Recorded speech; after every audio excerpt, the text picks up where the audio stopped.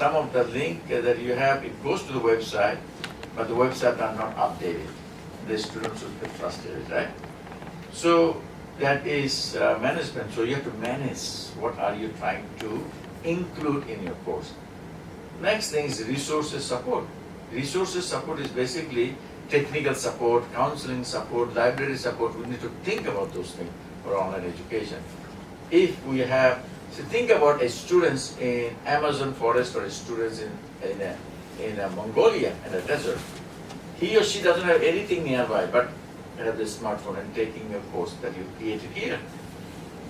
So you have to solve all the problems that particular students may have, because you are offering this course to them. So if you can provide something, let's say it.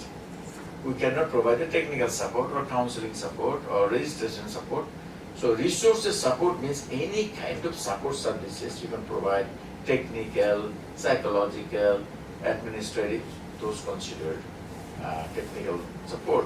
For example, some countries have holidays or some kind of specific days that universities are not there. But the students who are taking your classes from all over the world, they think if they have a question, they send an email or somehow conference with you through social media. So if you have certain days that you cannot provide the services, you say it for this course, and you give international GMT, Greenwich Mean Time, that for this particular time, our technical support would not be available. Because the students, they're probably in different parts of the world, they don't know day and night. And so it's better if you can put that disclaimer that our technical support services are not available GMT this hours to this hour. So they would at least know, otherwise they'll be sending email, be calling. Because you see, in our classroom, if you close the door, the students cannot come in. The teachers or professor are teaching. Same way, and online students, if they cannot connect to the learning management system, cannot access to your course, what happens is basically closing down the door. So a student maybe knock the door or go to the secretary and say that the door is closed. So same way, online students, when they're doing something and system not working, it's like closed door. So that's why they will try to send email or technical support. But if it's posted ahead of time that this time, these days, we are not going to be available. Because when they're taking courses, they have no other ideas. This is so immersed into the program. Okay? So if you have any questions, please do ask me. And this is your chance. And I believe that I will be able to guide you at least what to do for this. Anyone?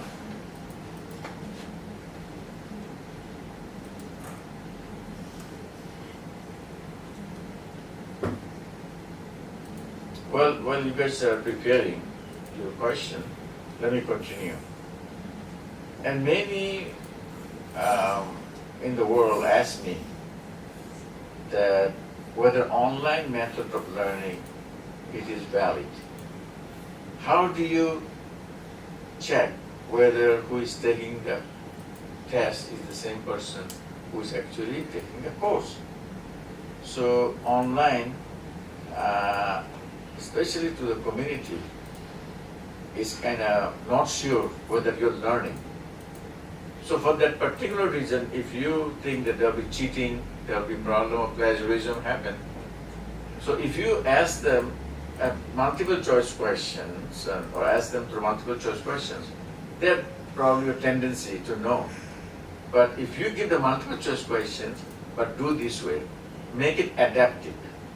Meaning that you have a pool of questions, maybe hundreds of questions, and it's called adaptive testing. Meaning that there will be, based on your performance, the system will give you, randomly select a question for you. So there are three types of question. One is very simple, mediocre, or difficult question for each domain. Suppose you have 9 domains or 10 domains. So each domain have 10 questions. So you have 30 questions in the pool. So if computers select the mediocre one and you pass it, it will give you the most difficult one. If you pass it, then you pass out of that domain. And if the computer select a question which is the most difficult question for that domain, and the students get that right, and then he passed that domain. You follow me? It is so important because if someone knows how to put the key into the keyhole and start the car, and another person doesn't know how to change the gear, if one question that he knows how to drive the car. So driving the car is the most difficult, right? And if he has already performed that and already passed that, then you don't give the questions, put the key or the keyhole and use the gear to accelerate the car. So you have to create different kind of questions, 3 types of questions in each domain. So the computer randomly select the question which happens to be mediocre. If you pass it, it will give you the difficult question. If computer goes to other domain, give you the most difficult question, like you know how to drive the car, then you don't have to answer any of this. So it's called adaptive testing.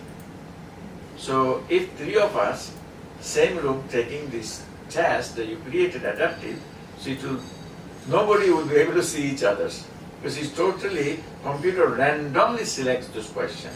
So if there are 10 domain, you see, so they will select the domain 9 for me, maybe for 7 for her, or domain 2 for her. So it will come such a way, and your performances is such that you're not going to get the people sitting next to you the same question. And now you said we can hire someone to do the test, you know. In that situation, then there is a way who is taking the test. And there might be the system of your iris from eye or your thumbs, some photographic. And people say, okay, this is funny, that if I'm sitting in here taking the test, right, but the keyboard's underneath. So computer only sees me taking the test, the camera, but underneath someone sitting, he's answering with the keyboard, right? That can happen too. So if that happens, if you're so worried about this kind of cheating in assessment, then like at George Washington University, what we did we give them the paper.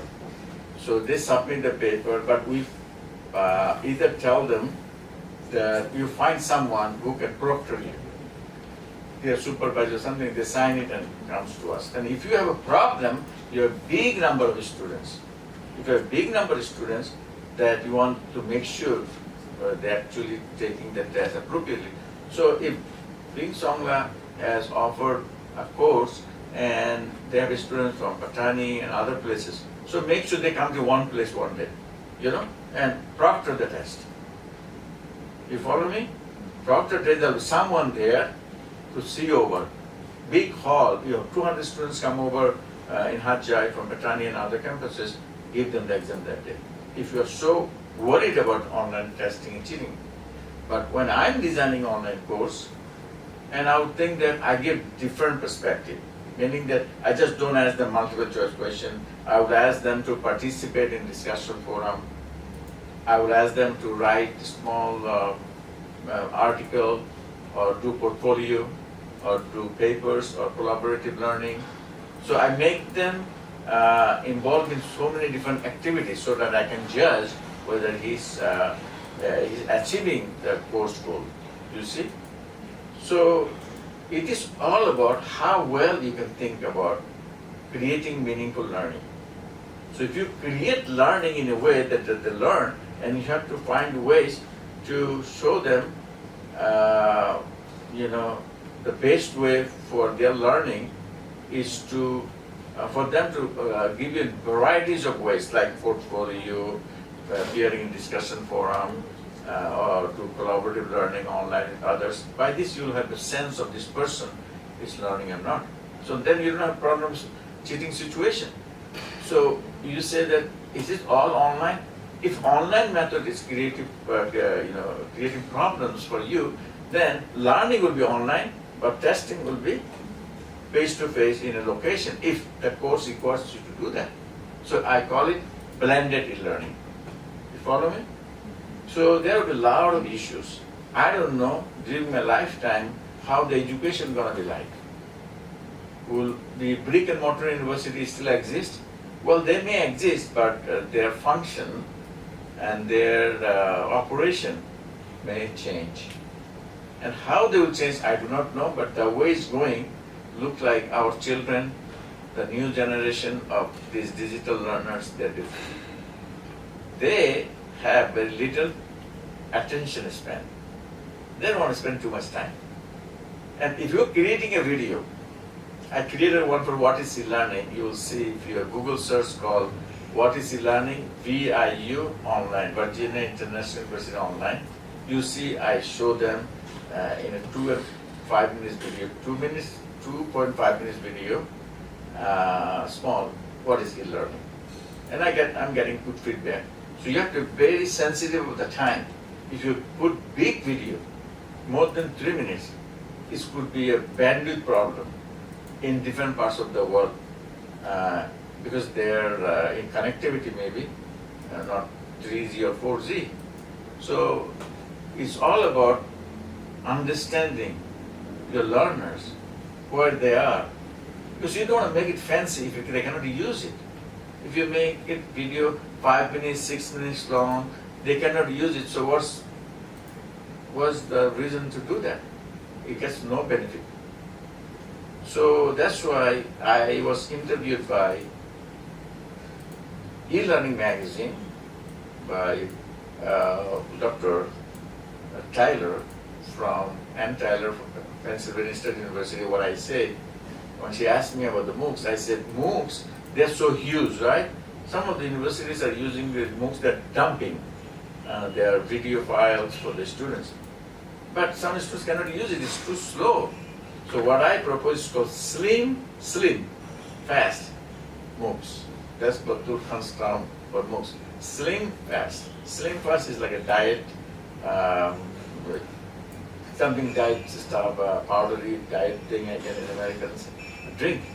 So it's just slim in faster way. So I use this term for e-learning. Slim means make it very low band, small video. So it's slim. Fast means those who receive it will get it fast. Slim, fast, MOOCs, massive open learning courses. So folks, any questions you have, you can ask me. Excuse me, I don't have any question, but I have, I think that our government has a problem.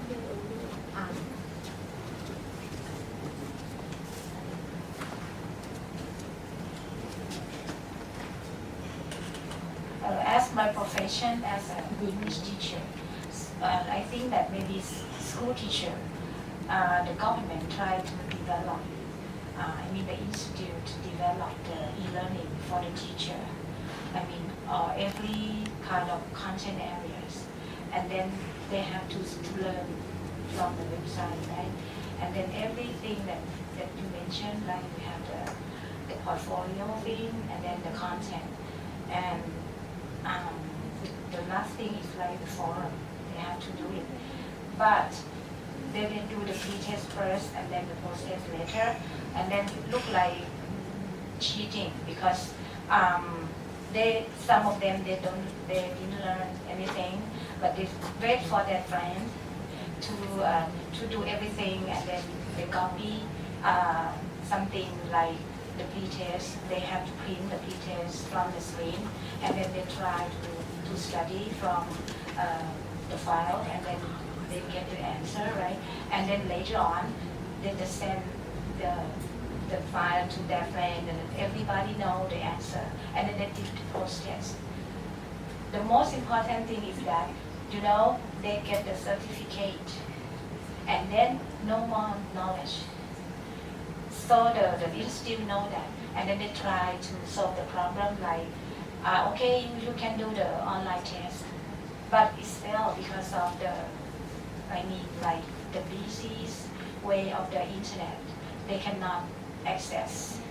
So that's why some of the teacher, they finish the test some of them they just cannot finish because of the internet high speed, something like. And you know, at the end, some of them they get the certificate, but some of them they cannot. So I think the sad thing is that they want to come back to the paper test. I don't know why. And then they say, okay, if you want to get the certificate, you have to join or participate the paper-based test. I don't know why, because you know they start from e-learning, right, from the website. And then the last thing that I think that maybe is very important is they try to rotate the item test, the test item, they rotate all of that because they know that the teachers still, you know, they continue to do the test and then they try to look at all yeah, that's right. And then even though they try, but no more succeed. I don't know why. So that is my experience that I have found from the colleague from my profession.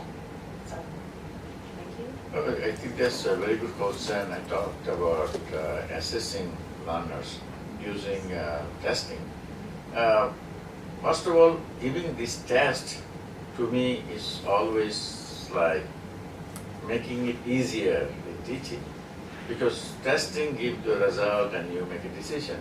But if you wanted to do like a multiple perspective, which is like portfolio discussion, write papers, together all this, they have to really, you know, their topic will be based on their interest. So based on interest, they really would do a lot of research and do the work. But if you have to give testing, like I said, we as a professor or an instructor teacher have to create appropriate test items. Creating hundreds of test items based on the learning objectives is going to be very time consuming. Because once you do it, every year new items go in that each domain, I think it's an asset. So you give it to them, if they get all the questions figured out, hundreds of questions, fine, they're best. At least they get it, they know. You're not tricking them, you just, if they know answer to all the questions, if they study, that means they know a lot. If they figure out how, figure out all the questions, answers. But having adapted meaning that based on your responses, and it's fast. Someone can take online standardized test such as GRE, probably finish it in less than half an hour. Another person probably struggle may take 8 hours. Any kind of standardized test, I don't know which one is available these days. Because if you make a mistake of the most easiest question, it's going to give you more questions.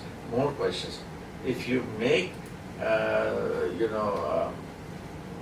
you successfully answered a mediocre question, it's going to give you little more to judge whether you can reach the mastery.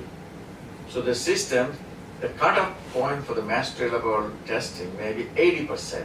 If you think that, well, I need to give the mastery testing for the pilots in the aviation industry, so you want them to be 100% answer right to get the mastery.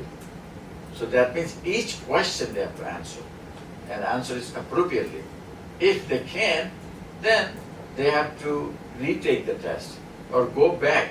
One other thing about adaptive testing or any other online testing, the beauty of it is that when you take the test, you know which one you did not do well. So that particular items or question is coming from a specific objectives and the lessons.